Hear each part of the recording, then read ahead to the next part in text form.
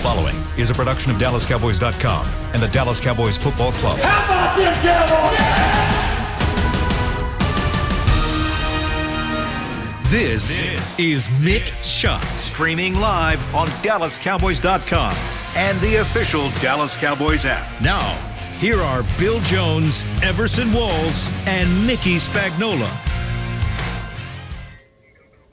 And it is a Tuesday at 11:30, and that means one thing and one thing only. It is time for another edition of Mick Shots. Bill Jones along with Mickey Spagnola inside the SWBC Mortgage Studios at Ford Center at the Star in Frisco. Everson can't be here this week. He will be back next week. And Mickey, I will tell you right off the top, I have spent a busy morning. Let me get it out of my briefcase here. Inside my big green NFL draft scouting notebook, and I am getting into this stuff now. I spent this morning on linebackers, outside linebackers, inside linebackers, and I've got some opinions to share, and I know you do also, and I want to hear your thoughts on all that stuff. But first off, how you doing on this fine Tuesday morning, the day after the Baylor Bears win a national championship? How about those Baylor Bears? That was pretty surgical last night, wasn't it? The way they were able to play. And, boy, you know, after I saw Saturday's games, it kind of in the back of my mind, I was going, I don't know. Gonzaga could be in trouble because I don't know how well they're going to match up if Baylor plays as well as they can. And they played better than I thought they could. That was unbelievable. Offense, defense. I guess I don't know that there's special teams in basketball, but that was pretty darn impressive the way their guards were able to play. And then their big guys inside kind of dominated the board. So, yeah.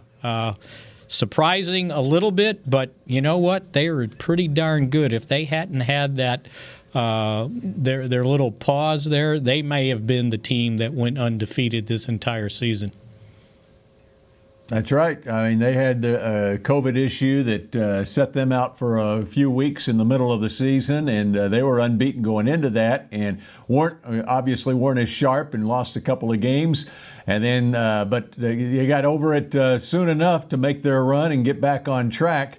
You know, the thing when watching Gonzaga throughout the tournament, I felt like I was watching in most of their games up until the Final Four. And UCLA just played a phenomenal game on Saturday night. But it was like I was watching the varsity against the JV when Gonzaga was playing. In fact, you know, they played Oklahoma in the second round, and Oklahoma, they were missing their second best player, the point guard, but they probably played as well as they could play in that game against Gonzaga and still lost by 16 points. But that's the way Gonzaga had played all season. It was 27 straight games where they had won by double figures. But then when you get to the Final Four, and that Saturday night game, UCLA shot 58%, and Gonzaga shot 59% in that game. And Jalen Suggs, switching it back to football here, Mickey. Yes. What I find so interesting, not only about when I start digging into the big green NFL draft scouting notebook, but then even in March Madness, when you start learning about the players. You know, I hadn't followed college basketball very closely throughout the season outside of the one kid from Dallas, Drew Timme from Richardson Pierce. I didn't know much about their team. Then I started digging into Jalen Suggs. You know, Suggs was Mr. Football and Mr. Basketball at Minnehaha Academy in Minneapolis. And he was going to go to Clemson, and he was going to be Trevor Lawrence's he would follow Trevor Lawrence at quarterback at Clemson if he had gone that route. And so when he becomes draft eligible, I'm going to have him inside my big green notebook here in a year or so. And I'm already proposing right now that the Cowboys select Jalen Suggs in the 7th round as a quarterback, even though he'll be starring in the NBA at that point. Yeah, he's, just a polished individual as a freshman, by the way. The way he can play, the way he can move. And you can imagine if the moves he has when he's driving with the ball in basketball, what he would do if the football was in his hands. pretty impressive. I don't know that we'll see another shot like that to win a game in overtime the way he did in the semifinal game against UCLA. And I thought the best part about it is after he let it go, he knew it was going in because he started running sideways like, okay, this is going. Even though it banked in. Right, even though it banked in, he knew. He was running. I know it hadn't gone through the basket yet, and he was running to go celebrate. But he just knew that he had the right arc on it, and it was going in. Don't you remember practicing basketball and goofing around before practice started and taking half-court shots? You knew when it was going in. You could tell after it left your hands. I don't know if I knew that if it was going to bank in. I'm not sure. Yeah, right. I knew, but but what set Baylor apart, not only their three-point shooting, okay, so you had offense there, and I'm getting it back to football here, Mickey. Okay, they had firepower on offense, but what the difference in that national championship game was defense. Yes. And Gonzaga is known to be able to shoot threes also. And Baylor was 10 for 21 on threes at one point in that game, so shooting basically 50%. But they were closing out on the Gonzaga three-point shooters, and that's what Baylor did all season long. Is they did it with defense, which gets us back to the Cowboys and doing it with some defense. You have to be able to play defense to win some championships too. Yeah, or at least halfway decent defense, unlike last year when it was a total collapse, and you basically were needing to score 30 to 40 points a game to be able to win, and that's no way to do business in the NFL. So you're right. This whole thing this year going forward, you figure as soon as the offensive line gets back together the way it was supposed to be last year, this offense will be fine. The question mark will be, can Dan Quinn make a huge difference on what goes on defensively? All right, so we had there's so much to talk about. The draft, where the Cowboys set after basically what has been the second tier of free agency now. The quarterback carousel in this league, which continues on Monday as Sam Darnold is dealt to the Carolina Panthers. And it's obvious that Zach Wilson is going to be the guy, it looks like, for the Jets at number 2, and that we're going to have at least three quarterbacks taken in the first 3 picks, if not 4 in the first 4, maybe even 5 in the top 7 or 8. We'll see.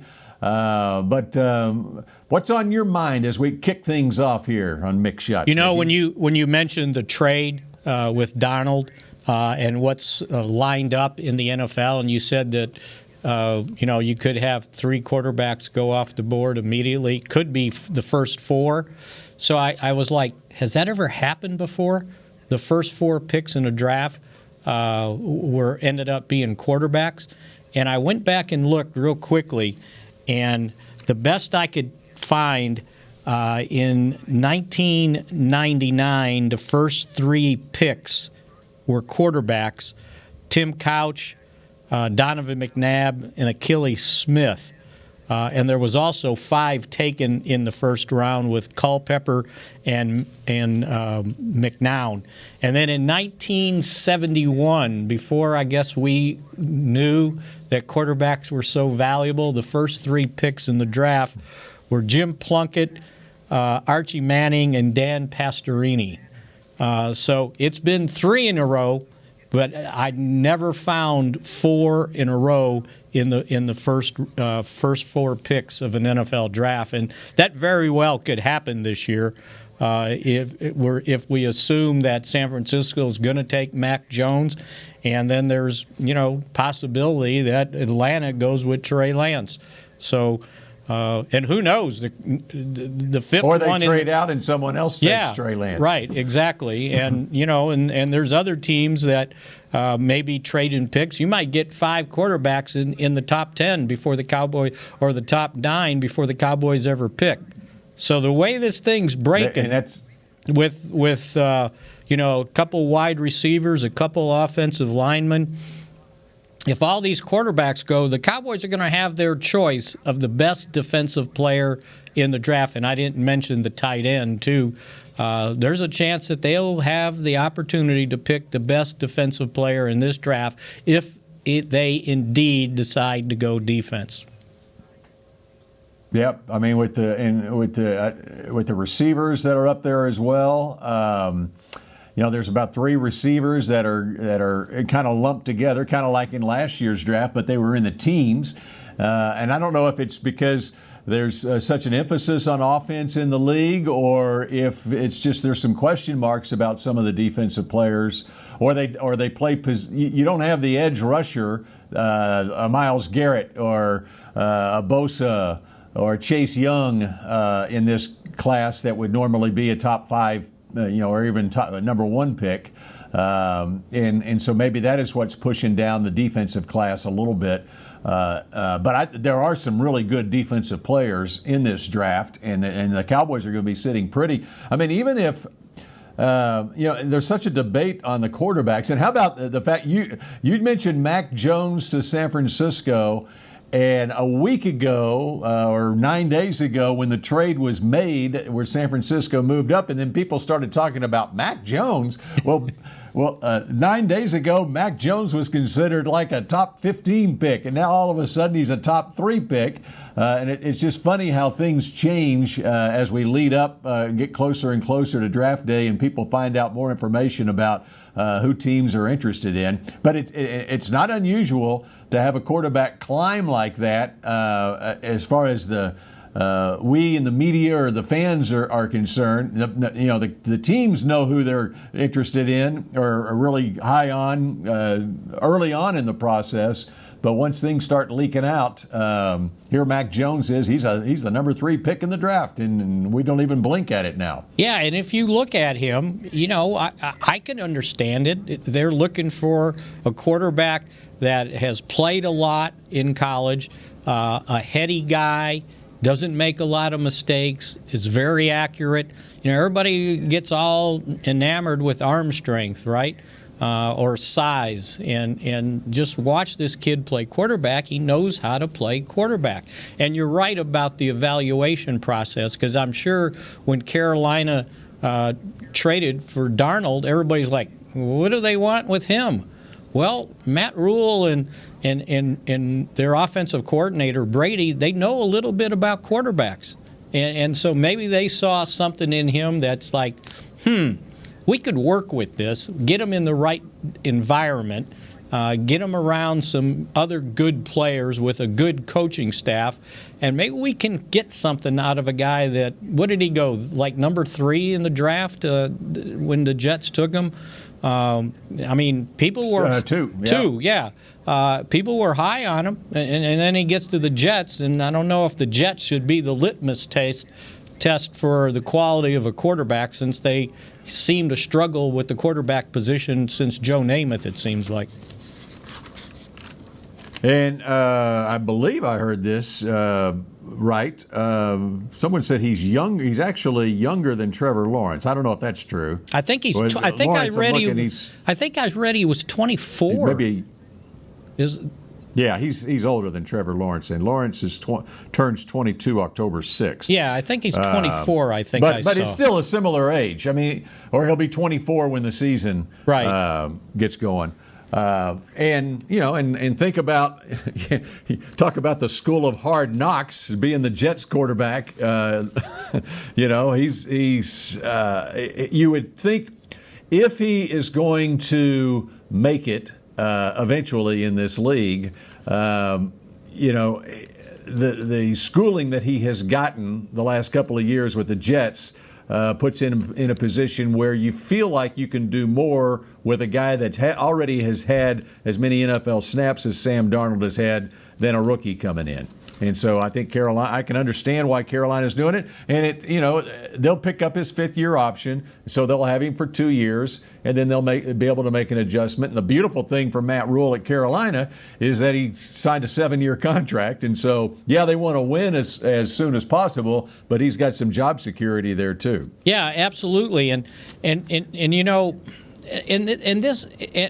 he comes relatively cheaply, right?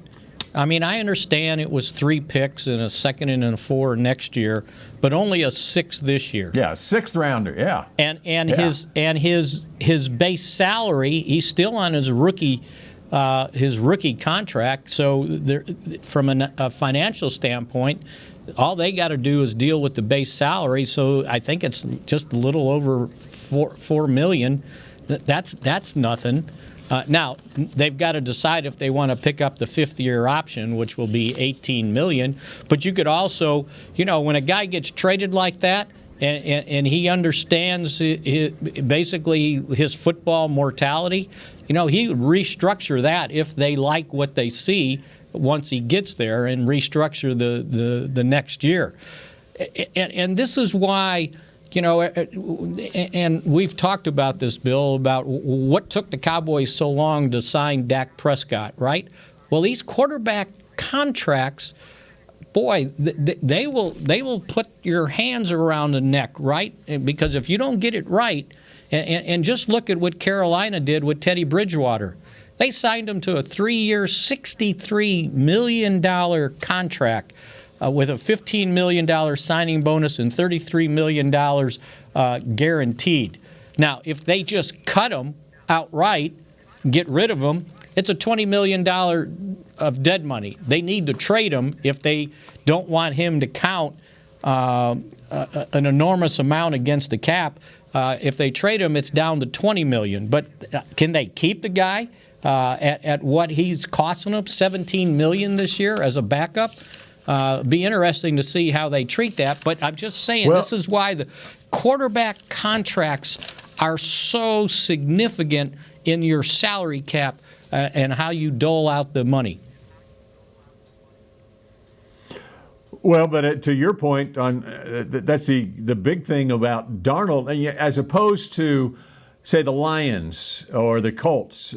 Colts picking up Wentz, the Lions picking up Goff, they're already on their 2nd contract and already making upwards of $20 million, up to $30 million. That's where the beauty of picking up Darnold with 2 years left on his deal. They don't have to get rid of Bridgewater. Obviously, they will. But from a salary cap standpoint, they're in the same boat as everybody else as far as the amount of money that they are paying the quarterback position. Even if Darnold making so much less than Bridgewater is the starter, but to your point, I mean, Bridgewater's not going to stay there, and trading him is the way they can manage it salary cap wise, where it doesn't have as big of an effect. Yeah, and so basically, you look at what Carolina did. You get a free. It's almost like a free look, right? For 1 year.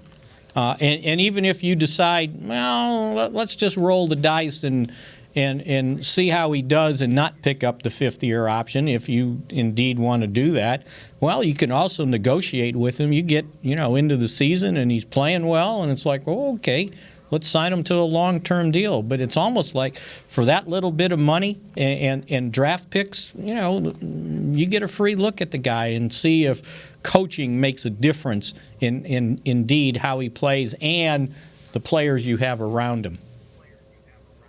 And, of course, they'll have to make that decision on the 5th-year option right after the draft by May 3rd or whenever that date is. Yeah. And, of course, the Cowboys have a decision to make on Leighton Vander Esch as far as his 5th-year option. What are your thoughts on that, Mickey? Yeah, and his isn't quite like a quarterback, right? His 5th year is it's just a little bit, I think it's $9.3 million. I would think that they would pick it up. Just looking at the quarterback situation they have, and everybody's like, well, he's injury prone. Well, okay, the neck thing, you fixed it. You can't deal. It's like, oh, did he have a weak collarbone? Is that why he broke it? That's silly. So to me, once they got the neck thing taken care of, and he didn't seem to allow that to affect him once he got back on the field and was playing, I think you got to pick that up, because you don't pick that up and you don't fortify the linebacker position this year in the draft, you're gonna have some significant problems the following year. And $9 million for a starting linebacker is not outrageous. You should be able to handle that. And you've already factored that in at the time that you drafted him, or anybody in the first round. You're factoring in, as far as your budget goes going forward, that you're picking up the fifth-year option on that guy in the fifth year of his contract. So I think unless there was an injury or poor play that told you that we're not picking it up, from day one when you draft the guy, you're expecting it to be picking up the fifth-year option. Now you do have some people that you're out on early, and 2017 was one in Taco Charlton. But Leighton has played at a high level, and the only thing that has set him back has been the injury issue, which is a significant concern. But as long as you've got that resolved in your own mind, and apparently they do after the surgery, I think it's a no-brainer. You pick it up because, as you say, it's not that big of a financial burden for 1 year next year. Hey, Bill, before we go, just one last thing on Darnold. Unfortunately, the Cowboys got to face him again, right? Yeah, I hadn't thought about that. That's right. Well, wait a second. They played Carolina. Yeah, that's right. That's right. Yeah. And he kind of did and a number. That was his first game back. After mono, right? Was it mono? Yes. Yeah. That's right. And what did he throw? Did he throw a 105-yard touchdown pass? It was like, what, 90? There something like that. 90, 115-yard touchdown pass. Yeah, I see. Right. It was like 96, 95, 94, something like that. And that's all he needed to do to win that game. Yeah. So, I'm sure that would be on the Cowboys' mind when they have. And he actually played the rest of the game pretty well, too, by the way. All right. Linebacker position. How important is the linebacker position in this draft? How high do you take a linebacker in this draft? Let's look at some of the linebackers and who Mickey might still be high on when we come back here on Mick Shots in just a moment. Honey, big news. Gary, are you okay? Oh, I'm not Gary anymore. I'm Jackie Flash. What? See, I want the latest smartphone, but the best deals are only for new customers. So, to get a new customer deal, I changed my name to Jackie Flash. Okay, but the best smartphone deals at AT&T are for everyone, new and existing customers. That's huge. Then guess who's getting a deal? Is it Jackie Flash? Jackie Flash. It's not complicated. At AT&T, our best smartphone deals are for everyone. Restrictions apply. Visit att.com for details. The Cowboys way, where 16 Hall of Famers and 5 championships shows us what success looks like. Where turkey is always the second best part of Thanksgiving Day. Where we are all defined by one single thing, the star. Where we as fans know it's our job to keep the tradition going. Bank of America is proud to be the official bank of the Dallas Cowboys and to support the quest of living life the Cowboys way.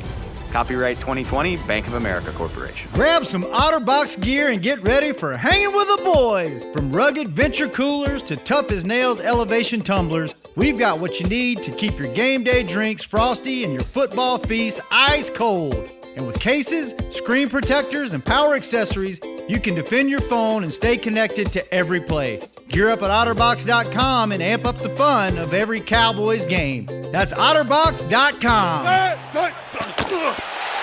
Just like all of you, we at SeatGeek can't wait until we're back in the stands at full strength cheering on the Cowboys and singing along to our favorite songs again. We're using this time to make discovering, buying, and selling tickets to events in Dallas easier. Plus, every ticket purchased on SeatGeek is protected by our buyer guarantee, which means you'll get your money back or better if your event is canceled. Guaranteed. Download the SeatGeek app today, and when the time is right, let's go. SeatGeek. Back to Mick Shots. The Star District is the perfect place for the whole family to enjoy. Support local Frisco businesses by visiting us to dine, shop, and explore the Dallas Cowboys themed campus. For information on all the Star has to offer, visit thestardistrict.com. You know, Mickey, since the season has been over, and during the season as well, making my way to the Star in Frisco after the pandemic last offseason, it's just amazing how things have been built up around the Star District in Frisco. I mean, even, you go out there on a more daily basis even now, and I go out there usually once a week, once every 2 weeks, and even from week to week, I see new things that have been built out there. It's pretty amazing. Yeah, and I was here on Friday working, and I went out to grab something for lunch, and there was people all over the place on Friday. It was a beautiful day, and there were so many choices for people to make. So, yeah, the Star District is open, let me tell you that. You know what? Globe Life Field was open yesterday. Did you go there? It was opening day for the Rangers. I was there, yes. Yeah. I was there, and an announced paid crowd of 38,238 was there, too. The new ballpark seats around 40,000. I think it's 40,500. And so with the comp tickets as well, it was close to a sellout. There's a lot of areas like AT&T Stadium where people can mill around. There's a great area in left field where you can basically socialize out there and still see the game, much like the different levels like in the end zone at AT&T Stadium. And so when you look at the stands, there are empty seats all around, but I think that it was legitimate. They consider it a capacity crowd, a sellout, even though they didn't reach the paid attendance of 40,500. But it was interesting to see the attitudes of people getting out and about, and there's a sense of a return to some sort of normalcy going on now. And they built up the area, the entertainment district there in Arlington, where people can go to restaurants and bars prior to and after the game and during the game. And those seem to be full yesterday too. So, and I'm sure here we are. And I'm sure everybody wore a mask for 9 innings, right? Yeah, I didn't see anyone without a mask on. I did see one guy. He was working on the same hot dog the entire game. I heard about that. He nursed a hot dog so when the usher came by and said, "Can you put your mask?" I'm eating my hot dog. It was a 9-inning hot dog, and it wasn't the 3-footer or whatever that big old dog they sell out there is. You buy the cheapest hot dog, which is still probably $8. And work on that. I caught a couple interview. It might have been on your station. They interviewed some guy about being out there, and he goes, "Yeah, it's great to be outdoors at the game, and you don't have to wear a mask anymore." And I'm going, where this guy's missing out on something here. But that was the cut. Yeah, you don't have to wear a mask anymore. It's like, okay. There's a lot, Mickey, there's a lot of people in this world, including I've got 3 daughters and 3 son-in-laws. They don't watch the news very often. No, people don't. That's why when I see stuff on the news or these type of news shows on television, and I hear people preaching, and I said, well, it's fine and dandy that you're saying all this, but the people that need to hear this, I'm sorry, they're not watching. Having said that, I will say this: my youngest daughter she has a mask on more than anybody in the family, she's and so, and I don't know that she knows what channel I'm on. That shows how little she has watched the news in her life. In fact, let me. This is when she was in college. She called me one Friday night. And said, "Dad, what is it again that you do for a living?" She was with friends out, and I exaggerate. She didn't know what I do for a living, but she didn't know exactly what I do for a living. Anyway, all right. After I throw her under the bus, let's throw this Cowboys defense under the bus from last year. All right, it's been told and retold. Most points given up in Cowboys history. Mickey, I want to ask you specifically though about the front seven. We talk a lot about cornerback, and obviously there's a need there. There's a need at safety as well. But let's talk front seven. And what do you think the biggest need is for the Cowboys right now as they sit 3 weeks away from the draft in the front seven on their defense?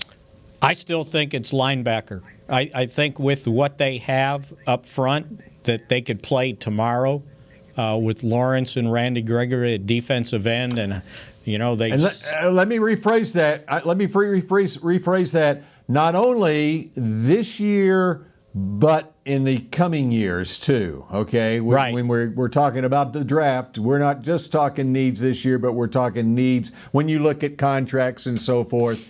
Going forward, what is the biggest need? Yeah, so and if you're looking at the biggest need, meaning first round, right? Because you can get, by the way, a starter in the second round, Sean Lee. You can get a starter in the third round if you look at what they found with Malik Collins, and I think Malik Collins and Neville Gallimore are pretty comparable type players.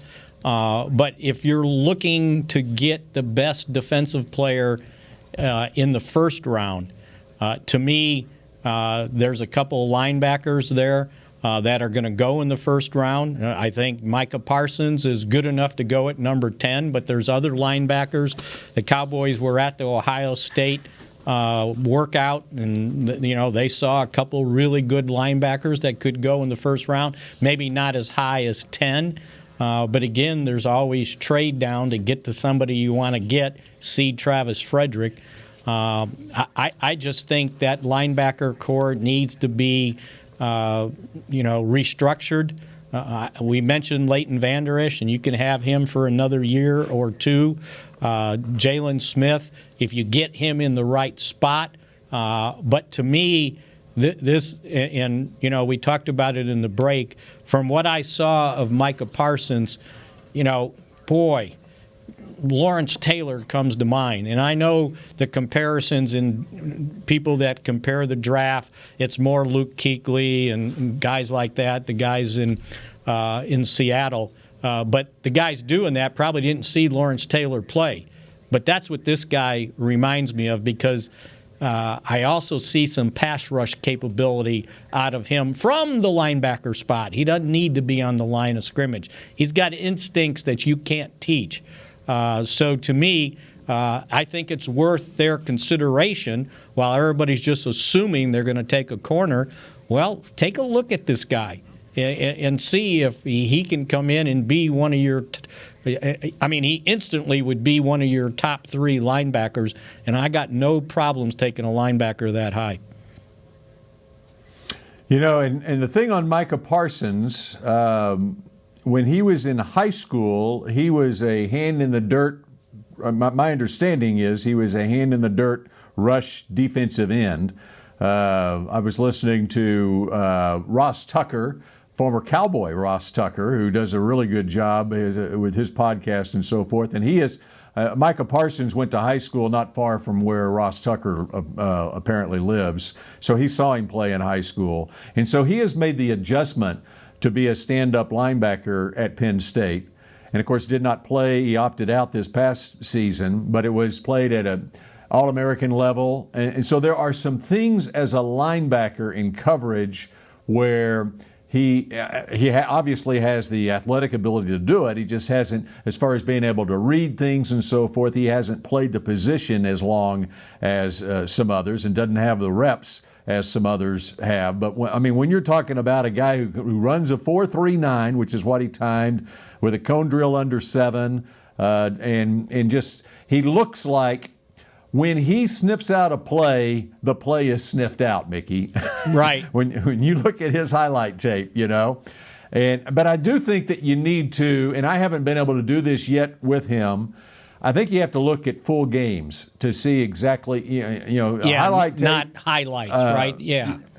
Right, exactly. I mean, you can see things on a highlight tape, how his closing speed and it's impressive stuff. But there's any number of these linebackers or any position where you can put a resume tape together and look really, really good. And so I'm still in the process of studying Parsons as far as his, snap in, snap out, what he has done. For instance, there's another guy out of Notre Dame, Jeremiah Wussu Koramara. Yeah, we don't want that. Wow. We don't want that. And you know what? And I do think, it's funny you say that. I did that at first. I was like, okay, I'm looking at my list. I'm looking at Parsons. I got Zaven Collins here. I got Nick Bolton out of Missouri. And then I get to the fourth guy on my list, Jeremiah Wussu what? And I'm like, I left him off. I said, I'm not going to mess with him. Hopefully the Cowboys don't draft him. I don't want to have to learn that name. And so I just kind of put him out of my mind. Well, Mickey, I started looking at him this morning. Jeremiah Owusu Koramoah from Notre Dame, 6'1", 221 pounds. Apparently he didn't run the 40 at his pro day, but he had a 680 cone drill, a 37 vertical. But the biggest thing on him, go look at him. And I'm looking at him right got now. him as a second-rated. Pro Football Focus has him as a second-rated. He's a Butkus Award winner. He's a different type player than Micah Parsons, though. Where I talk about Micah Parsons was an edge rusher, hand-in-the-dirt high school player, and then became a linebacker at the college level. Owusu Koramoah came from the other way. He's a safety who has become a linebacker, which is, when you look at what the NFL has become over the course of the last 10 years or so, those hybrid safeties who become linebackers, and 75% of the time you're in a nickel package, the sub packages. This guy, there's a lot of times where I'm looking at his tape, I'm going, where is number 6 on the field? Well, he's lined up, he's covering the slot. He's way out on the perimeter, and he comes up and makes plays. I mean, he's got some brutal hits that he has laid on guys. But I am really impressed with Owusu Koramoah.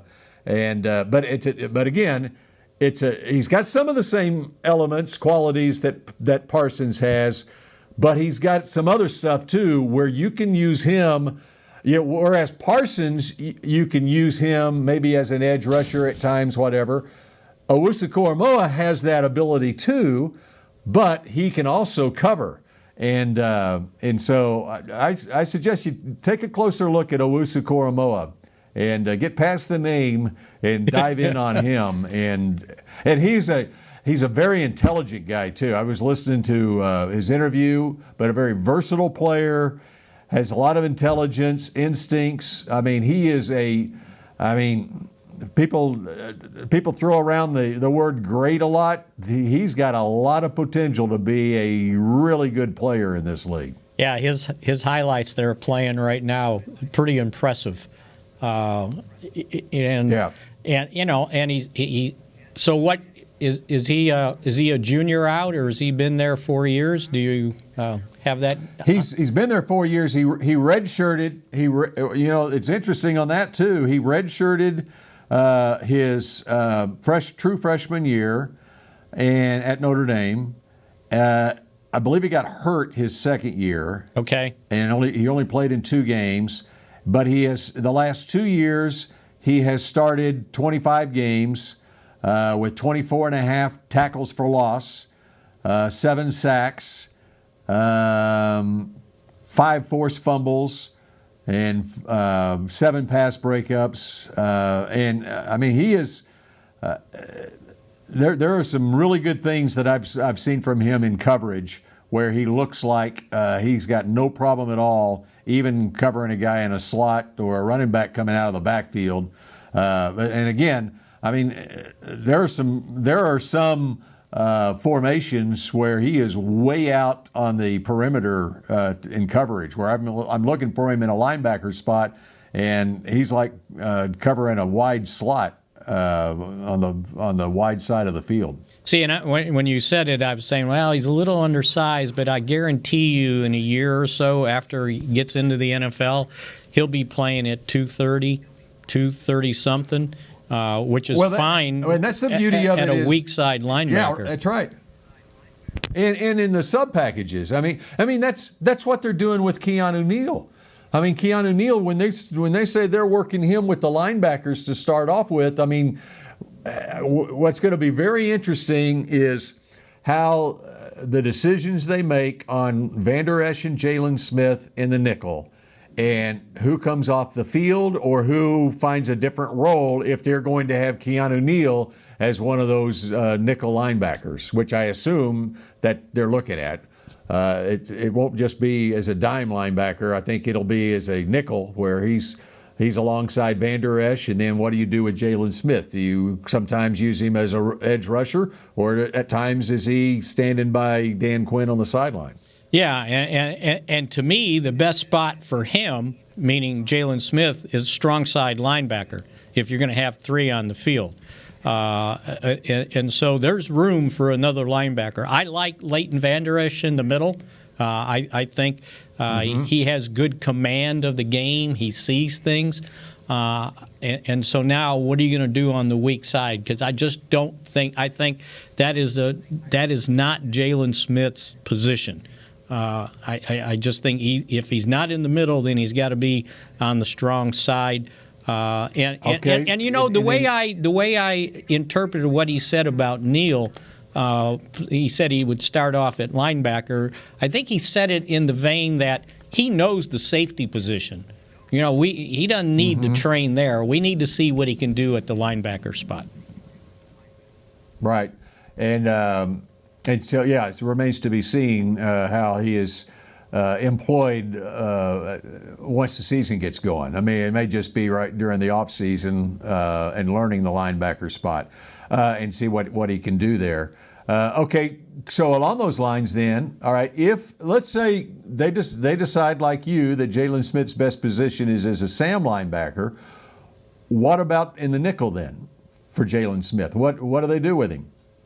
Yeah, what I'm saying is, if they draft a Parsons or an Wussu Koromoa or someone who can be the will, and you got Leighton as a Mike linebacker, where is Jalen Smith on the field, or is he on the field in the nickel? He's next to Dan Quinn, unless he can show. You know, you mentioned his ability to maybe rush from a defensive end spot, but if you go back and look at when he is kind of rushed the quarterback, you know, when he's standing on the line of scrimmage, he doesn't get there.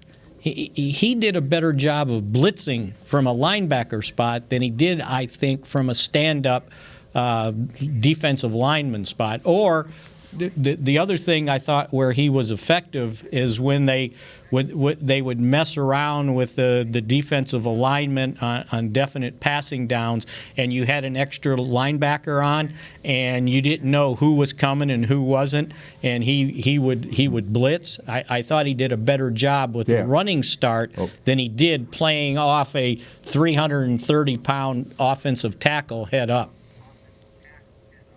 Right, and that's where he's your walk-around blitzer. And that way he takes the spot of one of those four down linemen where you got your two linebackers. I'm talking in the nickel where you got your two linebackers, and then he takes one of the spots of a D tackle where he's a walk-around guy, and kind of like the way Clowney's been used in his career. Yeah, exactly. And because you cannot, even though he may have the traits to be an edge rusher, unless you train him as an edge rusher, meaning snaps in practice where he's working against an offensive tackle as an edge rusher, you can't expect him to be successful doing it. And so you have to make the decision from day one of the Dan Quinn era as the defensive coordinator that, Jalen, we think you're going to be most effectively used in this role, and so we are going to work you. There are times you're going to be working against an offensive tackle in pass rush drills. Yeah, absolutely. And you know, and we've talked about guys in the first round, but second, third round, dig into that green book and give me some names that might be available in the second or third if you don't do it in the first, but you still need to address that linebacker position.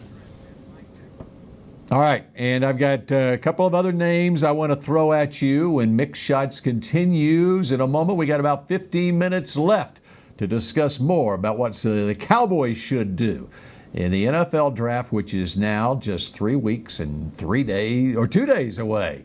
Back in a moment. We're back with a tasty treat that's sweeping airwaves and taste buds. It's new Dr. Pepper and Cream Soda. Let's take a listen. Dr. Pepper and Cream Soda's here. A new combo that's music to my ears, okay. Let's play. Cream Soda and Dr. Pepper time. Pour it in a glass of ice. Music to my ears and mouth. New Dr. Pepper and Cream Soda. A delicious duet. Grab some OtterBox gear and get ready for hanging with the boys. From rugged venture coolers to tough as nails elevation tumblers, we've got what you need to keep your game day drinks frosty and your football feast ice cold. And with cases, screen protectors, and power accessories, you can defend your phone and stay connected to every play. Gear up at OtterBox.com and amp up the fun of every Cowboys game. That's OtterBox.com. Hi, I'm Clint Tillison with United Ag and Turf. When there's work to be done, a real workhorse can make all the difference. Like the Range Boss package. Our 5075E John Deere 75 horsepower tractor features a bell spear and loader and starts at $369 per month. And the price you see is the price you'll pay. No surprises. It works like a horse, so you don't have to. Visit UnitedAgAndTurf.com. Offer ends February 1st, 2021. Restrictions apply. See dealer for details. Now, let's get to work. Want to use what the pros use? How about the official men's skincare brand of the Dallas Cowboys, Jack Black? Right now, you can get the Jack Black Starter, a curated collection of Cowboys locker room favorites for just $10 with free shipping. The starter includes 4 Jack Black skincare favorites, plus a full-sized intense therapy lip balm. Go to getjackblack.com/Cowboys and use the code word TEAMJB. That's getjackblack.com/Cowboys. The Jack Black Starter, $10, free shipping. Back to Mick Shots. Get the ultimate fan experience for the ultimate Cowboys fan. Join Dallas Cowboys United, presented by Globe Life, starting at just $20. Join now and get your exclusive fan pack and member benefits. Visit DallasCowboys.com/United for details. And by the way, Bill, it's not the big green notebook, but it's the Star Draft guide that is now available. So you can go on DallasCowboys.com to be able to find it. And the print issue, you can get it off of email. You can also find it on Facebook, Twitter, Instagram, and the web. So the link for the digital issue should be on the Cowboys website. And it's the official Cowboys Star Magazine draft guide. And there's over 350 guys analyzed in it. And there's other mock drafts along with other stories about previous drafts and how this draft will be, the preparation for it's just a little bit different. So to go to DallasCowboys.com and make sure you get your Star Dallas Cowboys draft guide. All right, and I should have mentioned this towards the beginning of the show, but here in the last 10 minutes or so, if you've got any questions you want to ask, tweet at me at CBS11 Bill Jones, and I will pose that question for Mickey Spagnola. Very good. Only if it's a good one, of course. Yes. Yeah. All right, a couple of other linebackers that I want to ask you about. I've got one that I really like, who I'm going to save, but first I want to ask you about Nick Bolton, a Missouri Tiger out of Frisco, Texas, Lone Star High School, right there in the Cowboys' backyard. A linebacker, Nick Bolton. What can you tell me, you Missouri Tiger? I can tell you that he probably will be a late first-round pick, but he's one of those guys that sort of remind me, and this used to be a term for guys that are really scrappy, tough linebackers back in the day. He's like a junkyard dog. The guy reads plays awfully well. He's not the biggest guy. He's pretty quick, and he's pretty darn strong. And when he hits you, you'll know you've been hit. So I think that's a guy that if somebody gets him in the 20s, it's going to be a steal. He was the Missouri defense this year, and a couple times when he was out, if he had an injury or he had to sit for a hit or something, they were lost without him on the field. And he is a team leader. So whoever ends up with him is going to fall in love with Nick Bolton. Yeah, well, he's another one that I was watching this morning, and I said, whoa, I got to ask Mickey about Nick Bolton. I like that kid. I mean, and he ran a 4.59 at his pro day, 24 bench reps, and that strength and assertiveness shows on tape, and his high football IQ shows up too. Where you can just see on tape where his read and react is up there amongst the best in this class, and against high-quality competition. I mean, this is a two-time first-team All-SEC linebacker. When you're the best linebacker in the SEC, that says a lot about you right there. And he is he seems like a workmanlike type player, not flashy. And he gets from point A to point B in a hurry because he knows what he's doing. He's read. In fact, I was reading some stories on him, even as he was selected. This shows what kind of work ethic, what kind of study habits he has. Where he's going to, Sean Lee is the ultimate as far as a guy who studies tape. But I think especially for a linebacker, you have to live in that room where on your iPad or whatever, studying your opponent. And here's an example of it. As he was choosing his college, he'd get a letter from a school or a call from a school, and he immediately is Googling exactly what that school had on their depth chart at linebacker and, and finding out about their coaches and everything. I mean, he's got those study habits that you want in a linebacker. I mean, because you can look at and I've run across just at the linebacker position, and I've just scratching the surface of some of these guys. Talent-wise, you can see that they've got the ability that they can play. But what's going to set them apart at the NFL and what's going to make them successful at the NFL is right up here. And as far as being able to study and be able to, like quarterback on offense, the ability to process quickly as a linebacker on defense is huge, Mickey. And I'll tell you what, it will take him 1 year, no more than 2, to end up being a team captain. I'll guarantee you that. All right. Love it. Love Nick Bolton. Right in the backyard of the Cowboys, Frisco Lone Star High School. And he's a young guy, too. I mean, he's 3 years and out. His true freshman year played in 13 games at Missouri, and then was a starter his sophomore and junior years. All right, and now here's a guy that I have fallen in love with.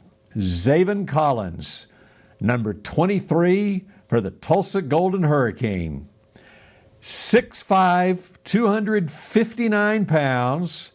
He ran anywhere between, these pro day times they fluctuate anywhere between a 4.57 and a 4.67. He is a playmaker. What intrigues me the most about him, though, is, you talk about the Missouri defense not having anything when Nick Bolton wasn't on the field. How about the Tulsa defense when Zaven Collins wasn't on the field? He won, outside of the Butkus Award, which was won by Wussu Koromoa, he won the Nagurski Trophy, he won the Bednarik Award, he won the Lombardi Award, which says a lot about his production. 8 games, 4 sacks, 4 interceptions, 11.5 tackles for loss. He had Tulsa playing Tulsa played in the conference championship game and lost, I believe, in overtime on a last-second field goal. This guy, what intrigues me the most about him, though, is when you talk about a guy like a Jalen Smith, we're wishing that if Jalen could just be able to rush the passer and use that athletic ability. Zaven has done it some at Tulsa. And amongst those 4 sacks, it wasn't there were some instinctual sacks, timing a blitz from a linebacker spot, but there are a couple where he's bending his shoulder coming around the edge as an edge rusher. And he is 6'4" and 7/8", so 6'5", 259 pounds. And you look at his testing numbers and compare it to DeMarcus Ware, very similar. And so I would consider, if Zaven Collins can prove, and if the Cowboys scouts look at him and say, we can make an edge rusher out of him, I got no problem taking him as high as you want to take him, because this guy, from a little town in Hominy, Oklahoma, graduating class of 47. Mickey, he was valedictorian of his class and wants to be a doctor someday. So he's got the smarts too. Well, you know what? It was a class of 47, but he was valedictorian. Until you told me about wanting to be a doctor, I thought you were describing Orlando McClain for me. You know what? Size-wise and everything. Yeah. Did McClain go 250? This guy goes 260. Yeah, he was probably around 2. Well, he was 260 after he was a few pancakes away from being 260. 260, yeah.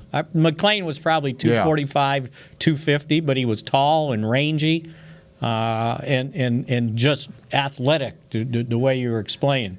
So I think we've come to the conclusion that somewhere in those first couple rounds, if not the first, that linebacker needs to be addressed. And it all depends on what you're saying. Okay, so this guy versus another defensive tackle or a defensive end, or an offensive tackle. So it all depends on what's there. But you kind of name the position, and the Cowboys need one. Short of a high pick on a quarterback, maybe not a running back, but other than that, why not? So I think the picture's wide open for him in this draft. And I think the other thing about it is, back when Parcells coached, even when he coached the Cowboys, the NFL was defensively, it was I'm running a 3-4. I've got my prototype guys, and you're not coming off a 3-4. 3-4 is your base, and in a nickel, I've got my four-man front, 2 linebackers, whatever. Throw all that stuff out now in the NFL. Everything is hybrid, and the more versatile players that you can have, the better. You can find ways to employ these highly athletic players that we've mentioned here. Out of the ones we've mentioned today, Micah Parsons, Jeremiah Owusu-Koramoah, Zaven Collins, Nick Bolton is the one that I think he's probably, you plug him in, he's a linebacker, and not take nothing away from him. I don't see as much versatility from Nick Bolton as what I can see how you can use Parsons, Owusu-Koramoah, and Collins, which means those other 3, they intrigue me even as first-round draft picks. I think for the Cowboys' sake, you talked about Bolton being a late first round, and I think as an inside linebacker, unless you're Luke Kuechly, you're probably mid to late first round or later. You can find really good inside linebackers in the 3rd round. But with guys that have position flexibility like these other linebackers, I think that even with your existing linebacking core that you have, you can find ways where they can make a huge impact even in their rookie year if you've got a creative defensive coordinator. Yeah, I think you're absolutely right. And the one thing I was going to ask you, Bill, and I don't know if you've gotten to the offensive linemen, but there's a lot of people looking at the problems the Cowboys had on their offensive line last year without the knowledge of who they had missing and who it will be back. A lot of people saying, well, you got to take an offensive tackle. These guys are too good. Well, my opinion on that, and I want to see what you have to say, is how many first-round picks do you need on your offensive line? At some point, you have a glutton of precious resources in the same spot. To me, the Cowboys would not have restructured the contracts of those offensive linemen had they worried about Tyron Smith and La'el Collins being recovered from their surgeries and ready to play football still in the draft. If they had worries about their physical condition, they would not have extended their contracts. So to me, taking a offensive tackle at number 10, I think that it's just too high. But somewhere in the top 4 rounds, I think you got to bring in a young guy and start grooming him for the future. Yeah, and I agree with you. I think, that's where the Cowboys have the medical knowledge. They've got the information that we don't have. But if you just follow the money, you follow what they have done, like what you're saying with Collins and Tyron Smith, it tips you off how the medical reports that they have on those players. And as you've said, they do have a fallback where Zach Martin can play right tackle if La'el Collins doesn't come back or has a setback. The other thing is, even with the tackles that they had, the undrafted guys they had last year, at least they've got, a season of NFL snaps under their belt. Terrence Steele and Brandon Knight, where they could fill in maybe for a game or two if something happens with Tyron for a couple of games. I think that the beauty of this offensive line class is with those guys that are projected higher, those offensive tackles, and with the quarterbacks going early, those guys are going to get pushed down, and so you might even I think you can get a quality offensive tackle who can also play guard, and you might be able to plug in at left guard to start in his career, and he can be your swing tackle in case there's an injury at tackle, or you have Zach Martin go out and play tackle, so because the guy's a rookie and you don't want to overtrain him at too many different positions to overtax his brain. But I think that to your point, I think there are offensive linemen that can start immediately in the second or third round at an inside at a guard position. And think about what the Cowboys did previously with some of their offensive tackles. They started at guard, right? The guys in the second, third round. Collins did. Yeah. Collins did. If you go back to guys like Flozell Adams, I think started inside and then moved out. So his did first year. Solomon Page. We're going way back, but now Larry Allen did it the other way. He was inside and they moved him outside out of necessity and then moved him back in. But yeah, I just think doing that in the first round is an embarrassment of riches. To have another first-round pick as an offensive tackle when you need help defensively. You can get, and it's not like these guys are going to be the last first-round offensive tackles in the history of the NFL, right? There's always next year. I just think that you know what happens when you do that, Mickey? What's that? You know what happens when you do that? When you invest so many first-rounders in offensive linemen? That eventually you're going to have a season in which your defense gives up the most points in franchise history. No, and you don't have those guys on the field. So when you mentioned La'el Collins, I've got the ability at times to see him working out, and he's moving awfully well. And another guy moving awfully well is Dak Prescott. He can do you a four cone drill right now and moving awfully well too. So I don't think they have any reservations about him being ready, for some stuff in the offseason, if there is some stuff in the offseason, but for sure for the start of training camp. Okay, Mickey, as we wrap this up, what position group would you like for me to study for next week's edition? We'll just be 2 weeks away from the draft. Where do you want to explore next week? Well, these draft you've done a good job. Do your own research too. How about inside, like defensive guys, defensive tackles, not first round guys, maybe second, third, fourth, somewhere in there. Because if you look at the guys they signed in free agency, these guys are all on 1-year deals. They're just kind of like putty right now. And they are cheap 1-year deals too. That's right. So there's nothing that says they're making so much money they gotta be on the field, or they get the first chance.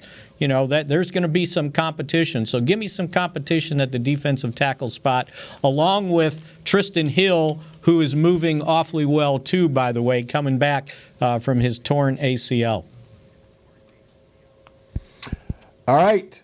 We're already over. Can Tristan Hill? Can you see Dan Quinn playing Tristan Hill at the one technique? I think I don't know that he has the size. Where you have Hill and Gallimore on the field at the same time? Yeah, I don't know if he's got the size depending on, I guess, on how you're playing that one technique, right? Are you playing a true one technique nose tackle, or do you want a guy sort of the way Marinelli liked, and even though you had a nose tackle or a one technique, this guy was getting up the field. He wanted guys getting up the field and being disruptive. I think Hill can do that, but I don't know how well he would hold up play after play against the run in that spot if he's getting double teamed. But what we're looking for the Dallas defense up front of the 90s, where you're rotating guys in there. And so what I'm going to find for you next week is Dan Quinn's 5th round 3-technique Grady Jarrett that he found in 2015. That's what I'm going to be looking for. And I'll tell you some possibilities for later in the draft, defensive tackle next week. All right, Mickey? We might have to do a draft show. Yeah, that's right.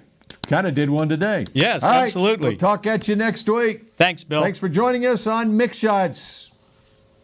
This has been a production of DallasCowboys.com and the Dallas Cowboys Football Club. How about this, Cowboys? Yeah!